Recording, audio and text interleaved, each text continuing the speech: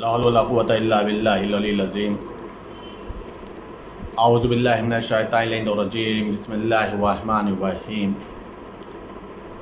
الحمد لله رب العالمين والصلاة والسلام على أشرف الأنبياء والمرسلين سيدنا ونبينا وشفيع ذنوبنا وطبيب نفوسنا مولانا مولا الكونين امام المشرقین والمغربین جد الحسن والحسین حبیب الہ العالمین بالقاسم محمد وعلی بیت الطیبین الطاہرین المعصومین المظلومین المنتخبین المنتجبین اما بعد فقد قال اللہ تبارک و تعالی فی القرآن الکریم وهو اصدق القائلین وقوله الحق بسم اللہ الرحمن الرحیم یا ایہا الذین آمنوا کتب علیکم الصیام کما کتب علی الذین من قبلکم لعلکم تتقون۔ عزیزان گرامی، قرآن کریم کی بہت ہی مشہور و معروف آیہ مبارکہ ہے، جس آیہ مبارکہ کا تعلق روزے سے ہے، اور روزے کے واجب کرنے کے سلسلے سے خداوند عالم نے یا ایھا الناس کا لفظ استعمال نہیں کیا ہے، بلکہ یا ایھا الذین آمنوا کا لفظ استعمال کیا ہے۔ یعنی خداوند عالم نے جو روزے جیسی عبادت کا مطالبہ کیا ہے، وہ صاحبان ایمان سے کہا ہے، اے ایمان والو، ہم نے تمہارے اوپر روزے کو لکھ دیا ہے۔ یہ روزہ ایسے ہی ہے جیسے تم سے پہلے کی امتوں کے اوپر ہم نے روزے کو واجب کیا تھا، اور ہم نے روزہ اس لیے واجب کیا ہے تاکہ معلوم یہ ہو کہ تم لوگوں میں صاحبان تقوی کون ہے، تم لوگوں میں متقی کون ہے۔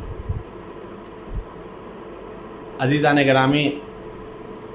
ہماری گفتگو جو روزے کے سلسلے سے چل رہی ہے وہ مسائل شرعیہ کے اوپر ہے، اور زینہ بزینہ ان مسائلوں کو آپ لوگوں کے اذان عالیہ کے حوالے کیا جا رہا ہے، آپ لوگوں کے حدیں سماعت کیا جا رہا ہے۔ جو اہم ترین مسائل ہیں، آج جن مسائل شرعیہ پہ گفتگو کرنی ہے وہ روزے کے قضا اور کفارے کے سلسلے سے ہے۔ جو روزے کا مسئلہ ہے اس میں کہیں پر ایک کے بدلے ایک روزہ ہے، کہیں پر ایک کے بدلے میں 60 روزے رکھنے ہیں، اور کبھی کبھی تینوں کفارے لازم ہوتے ہیں جنہیں مجموعاً کفارہ کہا جاتا ہے۔ یعنی 60 روزے بھی رکھنے ہیں، 60 مسکین کو کھانا بھی کھلانا ہے، اور ایک غلام کو بھی آزاد کرنا ہے۔ قبل اس کے کہ میں ان مسائلوں کی طرف نشاندہی کروں، یاد دہانی کروں، ایک مسئلہ آغا سیستانی کا ان مسائلوں سے چونکہ اس کا ربط ہے، اس کا تعلق ہے، اس کو پیش کر دینا زیادہ مناسب سمجھتا ہوں۔ چونکہ آج کا جو زمانہ ہے وہ غلامی کا زمانہ نہیں ہے، نہ آج زمانے میں غلام خریدے جاتے ہیں اور نہ ہی غلام بیچے جاتے ہیں۔ اور جہاں کہیں بھی مجموعاً کفارہ کا لفظ آتا ہے کہ تینوں کفارے لازم ہیں، تو وہاں پر ظاہر سی بات ہے ایک غلام کو بھی آزاد کرنا ہوگا۔ جب یہ سوال آیت اللہ سیستانی سے پوچھا گیا تھا تو آغا کے سامنے یہ مسئلہ رکھا گیا کہ آج کے زمانے میں غلام والا مسئلہ نہیں آتا، غلام نہ خریدے جاتے ہیں نہ غلام بیچے جاتے ہیں۔ ایسی حالت میں اگر انسان کے اوپر مجموعاً کفارہ لازم آئے تو وہ کیا کرے؟ یعنی اگر اس کے اوپر تینوں کفارے آ جائیں تو نہ غلام خریدے جاتے ہیں نہ ہی بیچے جاتے ہیں، تو ایسی حالت میں اس کفارے کی وہ ادائیگی کیسے کرے؟ تو آغا سیستانی مدظ اللہ علی نے فرمایا اس سوال کے جواب میں، یہ سوال و جواب جدید فقہی مسائل میں موجود ہیں، کہ جب ظاہر سی بات ہے خریدنے اور بیچنے کا تصور ہی ختم ہو گیا ہے، غلامی کا مسئلہ ہی ختم ہو گیا، تو یہ حکم ساقط ہو جاتا ہے۔ تو یہ ایک مسئلہ جہاں کہیں بھی لفظ غلام کا آئے گا کہ غلام آزاد کرنا ہے، چونکہ آج کی تاریخ میں، آج کے دور میں غلام والا مسئلہ نہیں ہے، لہٰذا یہ حکم ساقط ہو جاتا ہے۔ اب جس کسی کے اوپر بھی مجموعاً کفارہ آئے گا تو بہرحال اسے یہ 2 کفارے ادا کرنے پڑیں گے۔ ایک 60 مسکین کو کھانا بھی کھلانا پڑے گا اور ساتھ ہی ساتھ 60 روزے بھی رکھنے ہوں گے۔ جو قضا و کفارے کا مسئلہ یہ ہے، اس میں یہ ہے کہ انسان جس کسی کو بھی 60 روزے رکھنے ہیں، جس کسی کو بھی 60 روزے رکھنے ہیں، یہ قضا کے طور پہ، کفارے کے طور پر جو اسے 60 روزے رکھنے ہیں، اس کے لیے شریعت کا مسئلہ یہ ہے کہ اسے 1 مہینہ اور 1 روزہ یعنی 31 روزے اسے پے در پے رکھنے ہیں۔ باقی جو روزے ہیں اگر وہ پے در پے نہ بھی رکھے تو کوئی اس میں اشکال نہیں ہے، یعنی 31 روزے اس میں کوئی گیپ نہیں ہونا چاہیے، اس میں بیچ میں کہیں پر بھی چھوٹنے نہ پائے، پے در پے اسے 31 روزے رکھنے ہوں گے۔ باقی جو 29 روزے ہیں اس میں اگر وہ گیپ کر دے رہا ہے، پے در پے نہیں بھی رکھ پا رہا، لگاتار نہیں رکھ پا رہا ہے، تو کوئی اس میں اشکال نہیں ہے۔ اسی لیے جس کسی کو بھی یہ 2 مہینے کے روزے رکھنے ہیں، یہ جو 60 روزے رکھنے ہیں، اسے چاہیے کہ وہ اس مہینے سے شروعات کرے کہ جس مہینے میں ایسی کوئی تاریخ نہ آتی ہو کہ جس میں اس کا سلسلہ ٹوٹ جائے یا پھر اس تاریخ کا روزہ رکھنا حرام ہو۔ مثلا اگر کسی نے قضا روزے کا، یہ کفارے کا روزہ رکھنا شروع کیا ذی الحجہ کے مہینے میں، تو ظاہر سی بات ہے 10 ذی الحجہ عید الاضحیٰ ہے، عید قربان ہے، جس دن روزہ رکھنا حرام ہے، تو اس کا یہ سلسلہ ٹوٹ جائے گا۔ لہذا جب اسے روزہ رکھنا ہو تو وہ ایسے مہینے کو معین کرے کہ جس میں اس کا 1 مہینہ اور 1 روزے کا سلسلہ ٹوٹنے نہ پائے۔ اگر کوئی انسان یہ کفارے کا روزہ رکھنا شروع کر رہا ہے تو اس کفارے کے روزہ رکھنے میں اگر وہ انسان جان بوجھ کر کے بغیر کسی عذر کے، کوئی عذر نہیں تھا، بغیر کسی عذر کے اگر وہ انسان بیچ میں 1 مہینہ 1 روزہ جو رکھنا ہے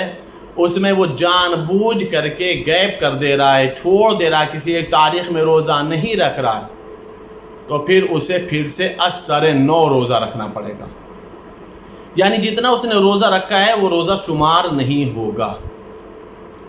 اس کے برخلاف اگر کوئی انسان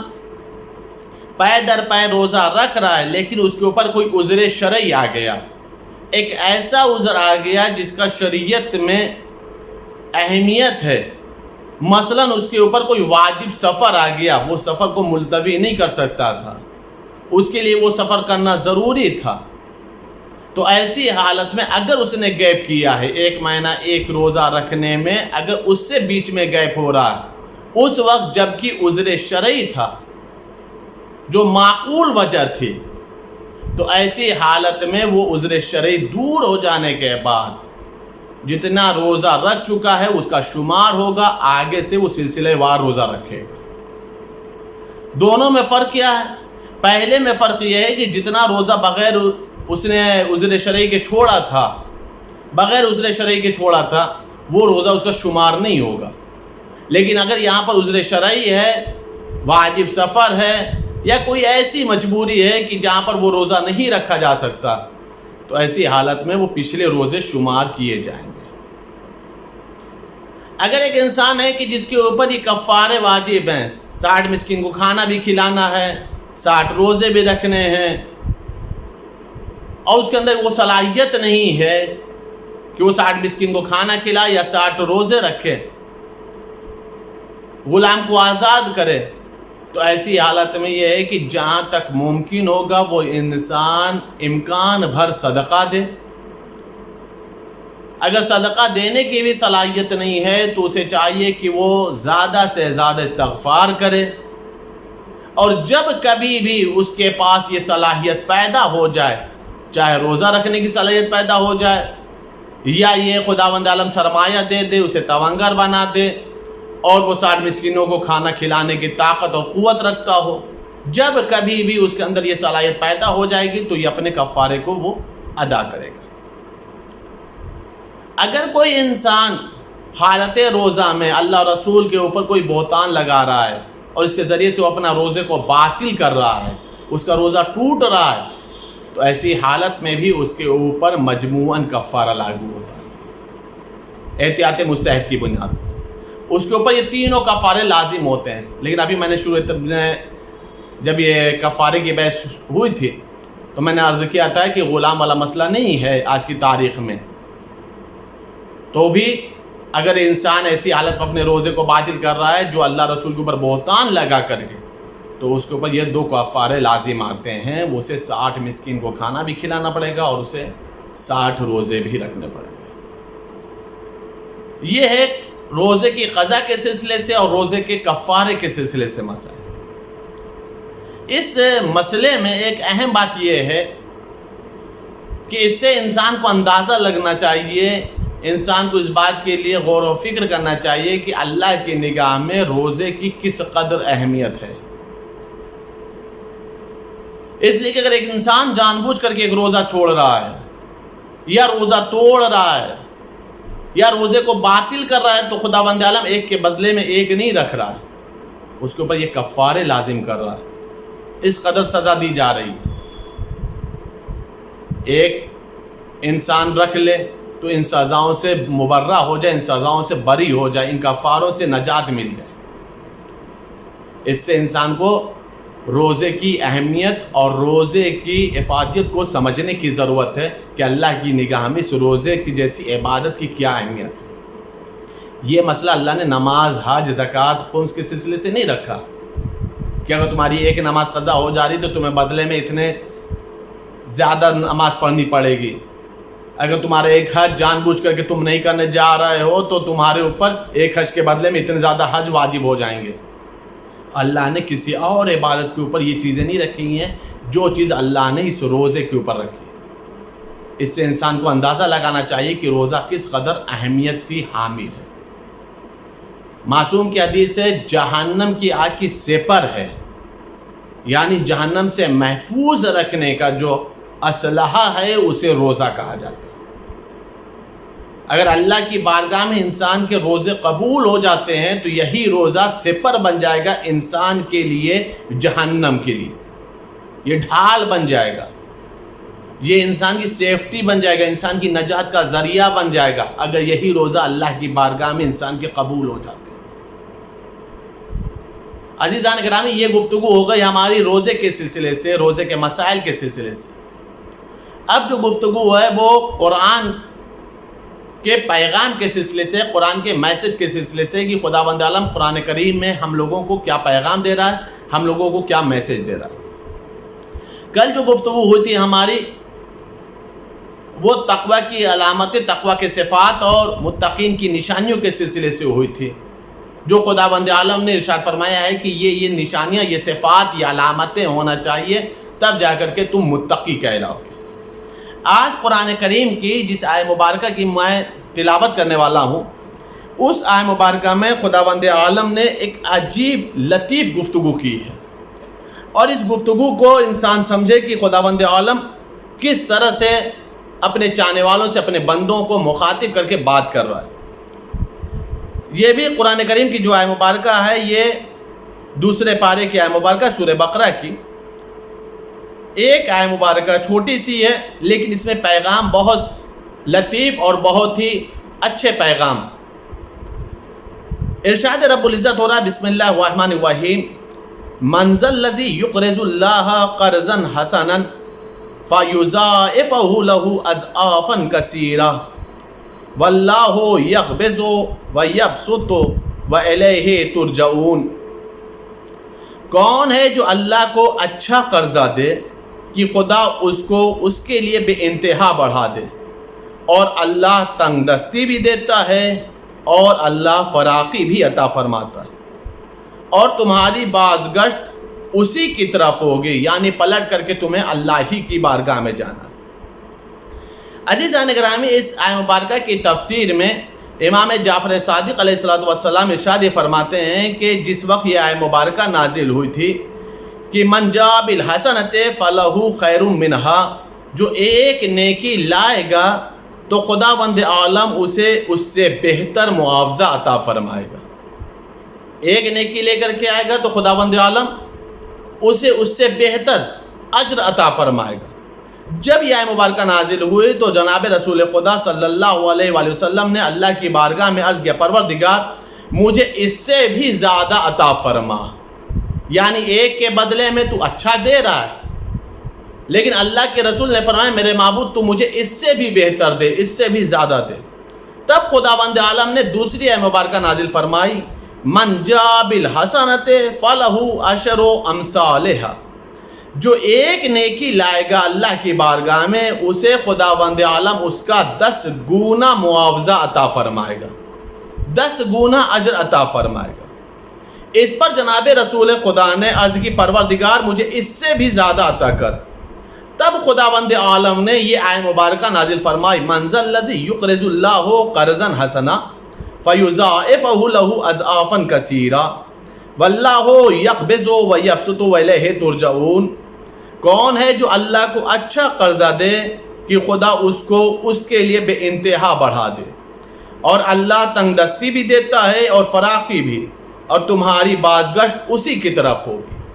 عزیزان گرامی، میں نے اس آیت مبارکہ کی تلاوت کرنے سے پہلے ایک جملہ بولا کہ اس میں خداوند عالم نے بہت ہی لطیف اور نازک بات عرض کی ہے اور بہت ہی پیاری بات عرض کی ہے۔ جو بہت ہی لطیف اور نازک اور پیاری بات ہے وہ یہ ہے کہ خداوند عالم فرما رہا من ذا الذی یقرض اللہ قرضا حسنا، کون ہے جو اللہ کو اچھا قرضہ عطا دے، کون ہے جو اللہ کو قرض دے۔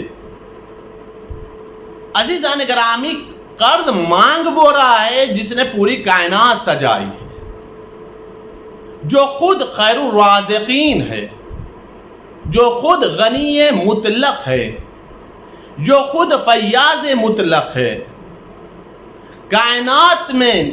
جس کو جس قسم کا بھی رزق مل رہا ہے وہ اسی کے خزانے سے مل رہا ہے۔ کمال یہ ہے کہ وہ ایسے خزانے کا مالک ہے کہ اس کا خزانہ کے لیے ایک لفظ استعمال ہوتا ہے کہ خداوند عالم ہمیں خزانے غیب سے عطا فرما۔ کمال کی بات یہ ہے کہ خداوند عالم سب کو دینے کے بعد اب قرآن میں ارشاد فرما رہا ہے من ذا الذی یقرض اللہ قرضا حسنا، کون ہے جو اللہ کو اچھے سے اچھا قرضہ عطا کرے، کون ہے جو خداوند عالم کو بہترین قرض دے۔ کیا یہ لطیف بات نہیں ہے کہ جس نے پوری کائنات کو دیا ہے اب کہہ رہا ہے کہ کون ہے جو مجھے دے۔ اللہ محتاج نہیں ہے، اللہ ہماری دولت کا محتاج نہیں، ضرورت مند نہیں، اللہ ہماری قوت کا محتاج نہیں، ضرورت مند نہیں، اللہ ہماری سرمایہ کا محتاج نہیں، ضرورت مند نہیں، اس لیے کہ وہ غنی مطلق بھی ہے، وہ ان اللہ علی کل شیء قدیر بھی ہے، وہ تو سب کو دیتا ہے۔ اس کے صفاتوں میں، اس کے ناموں میں یا رزاق آتا ہے، وہ بہترین رازق ہے، اسے خیر الرازقین کہا جاتا ہے۔ ظاہر سی بات ہے جب اس نے سب کو دیا ہے تو پھر مانگ کیوں رہا ہے؟ پہلا مسئلہ تو یہ ہے کہ مانگ کیوں رہا ہے۔ دوسرا مسئلہ یہ ہے کہ اگر اللہ کو قرض دیا جائے تو کس طرح سے دیا جائے،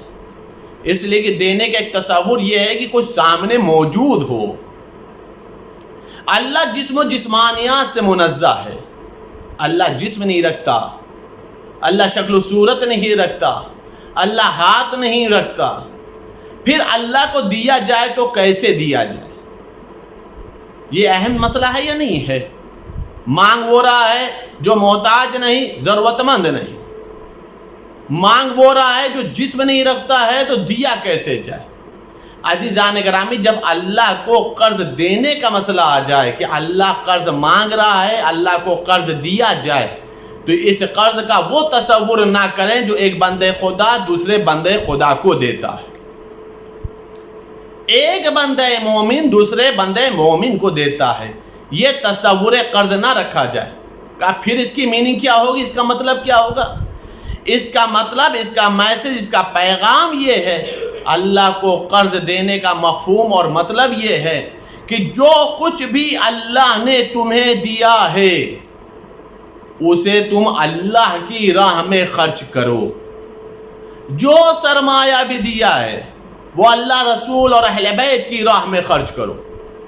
جو کچھ بھی خداوند عالم نے دیا ہے اسے وہاں پہ خرچ کرو کہ جس کا تعلق آیات الہیہ سے ہے، جس کا تعلق دین اسلام سے ہے، جس کا تعلق مشن پروردگار سے ہے، جس کا تعلق مشن پیغمبر سے ہے، جس کا تعلق مشن اہل بیت سے ہے۔ اس کا مفہوم ہے، اس کا مطلب کیا ہوا؟ کہیں مسجد کی ضرورت ہے، کہیں امام بارگاہوں کی ضرورت ہے، کہیں حسینیہ کی ضرورت ہے، کہیں کسی اللہ والے کی ضرورت ہے، کسی اللہ کے بندے کو کسی چیز کی ضرورت ہے، ان تمام چیزوں کو قربتاً الی اللہ پورا کر دو۔ اسی چیز کا نام کہلائے گا کہ کون ہے جو اللہ کی راہ میں بہترین قرض دے، کون ہے جو اللہ کی راہ میں اچھا قرض دے۔ عزیزان گرامی، جو اللہ نے سرمایہ دیا ہے، یہ سرمایہ دے کر کے بھی اللہ امتحان لیتا ہے، اور کبھی کبھی خداوند عالم سرمایہ سلب کر کے بھی امتحان لیتا ہے۔ اسی لیے مولا متقیان حضرت علی ابن ابی طالب علیہ السلام سے سوال ہوا تھا، مولا سے، مولا یہ بتائیے خداوند عالم سب کا مالک ہے، سب کا رازق ہے، غور کریے گا، سب کا مالک ہے، سب کا رازق ہے۔ اگر خداوند عالم سب کو دولت مند بنا دیتا، سب کو ثروت والا بنا دیتا، سب کو پیسے والا بنا دیتا، سب کو امیر بنا دیتا، تو اس کے خزانے میں کمی نہیں آ جاتی۔ اچھا، اگر سب کو غریب بنا دیتا،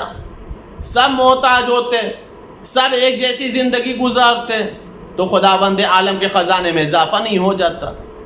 جب سب کا خالق ایک ہے، جب سب کا مالک ایک ہے، جب سب کا رازق ایک ہے، تو یہ دنیا میں انسانوں کے بیچ میں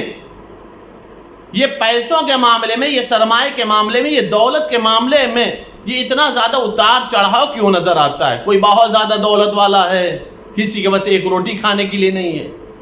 کوئی بیچ کی زندگی گزار رہا ہے۔ جب مولا سے سوال ہوا تھا کہ مولا یہ بتائیے اگر سب کو اللہ دے دیتا تو اللہ غریب نہیں ہو جاتا، اللہ کے خزانے میں کمی نہیں ہو جاتی، سب کو روک لیتا تو اللہ کے خزانے میں اضافہ نہیں ہو جاتا، تو پھر خداوند عالم نے ایسا کیوں کیا کہ کسی کو بہت زیادہ دے دیا، کسی کو غریب بنا دیا؟ مولا نے ایک جملہ فرمایا کہ جس کو بہت زیادہ دیا ہے، جس کو خداوند عالم نے بہت زیادہ سرمایہ دیا، بہت زیادہ دولت دی ہے، اللہ نے اس کا بھی امتحان رکھا ہے۔ جس کو خداوند عالم نے کم دیا ہے، کم سرمایہ دیا ہے، کم دولت دی ہے، اللہ نے اس کا بھی امتحان رکھا ہے۔ کہ مولا بات سمجھ میں نہیں آئی، اللہ نے دے کر کے بھی امتحان رکھا، نہ دے کر کے بھی امتحان رکھا، یہ دونوں امتحان کیسے ہوئے؟ مولا نے ایک جملہ فرمایا، جسے اللہ نے بہت زیادہ دیا ہے اس سے خداوند عالم شکر کا امتحان لیتا ہے، اور جسے خداوند عالم نے کم دیا ہے اس سے خداوند عالم صبر کا امتحان لیتا ہے۔ دیکھیں، ہم نے اسے بہت زیادہ دیا ہے، یہ ہمارا شکر ادا کرتا ہے یا نہیں؟ اس سے ہم نے کم دیا ہے، غربت کی چادر دے دی ہے، اڑا دیا ہے، تو دیکھیں یہ صبر کرتا ہے یا نہیں؟ عزیزان گرامی، اب جسے اللہ نے جو کچھ بھی دیا ہے اسی چیز کا اللہ نے مطالبہ کیا ہے، کون ہے جو اللہ کو اچھے سے اچھا قرض ادا کرے۔ اگر انسان اپنے سرمایے میں سے اللہ کی راہ میں، رسول کی راہ میں، اہل بیت کی راہ میں خرچ کر رہا ہے، تو اس کا مطلب یہ ہے کہ وہ اللہ کے دیے ہوئے نعمتوں سے اللہ کو قرض دے رہا ہے۔ اور اگر اس نے ہاتھ کو روک لیا ہے تو اس کا مطلب یہ ہے کہ یہ قرآن کی آیت پڑھ رہا ہے لیکن اس آیت مبارکہ پر وہ عمل نہیں کر پا رہا ہے۔ عزیزان گرامی، ہم اللہ کی بارگاہ میں دعا کرتے ہیں، خداوند عالم ہم سب کو قرآن کریم کی تمام آیات پر عمل کرنے کی توفیقات عطا فرما، ہم لوگوں کے نماز، روزہ، حج و زیارات کو قبول فرما۔ میرے معبود، ماہ مبارک رمضان ہے، ہم سب کو تمام دولت دنیاوی، دولت اخروی سے مالا مال فرما۔ میرے معبود، ہم سب کی دعاؤں کو، تسبیحات کو، تلاوت قرآن کو قبول فرما۔ جو بے اولاد انہیں صاحب اولاد بنا، میرے معبود جو مقروض ان کے قرضوں کی ادائیگی فرما۔ جو بے مکان انہیں صاحب مکان بنا، جنت البقیع کے روزوں کی تعمیرات کے اسباب مہیا فرما۔ ہم سب کو تمام اتباعِ علی اور بیت اللہ کی زیارت نصیب فرما۔ میرے معبود جتنے محرومین ہیں اور جو کہ آج پہلی شب ہے میرے معبود ان سب کی مغفرت فرما، ان سب کو فشار قبر سے نجات عطا فرما۔ میرے معبود سلامتی امام زمانہ عطا فرما، امام زمانہ کی سلامتی کے طفیل میں تمام مولا کے چاہنے والوں کو تمام طرح کی آفات عرضی و بلاؤں سے محفوظ رکھ، ان کو سب کو سلامتی عطا فرما۔ میرے معبود کورونا وائرس جیسی وبا سے تمام مومنین کو محفوظ رکھ، حجت خدا کے زور میں تعجیل فرما، ہم سب کو ان کے اعوان و انصار میں شمار فرما۔ اللہم تقبل منا انک انت السمیع العلیم بحق محمد و آلہ الطاہرین۔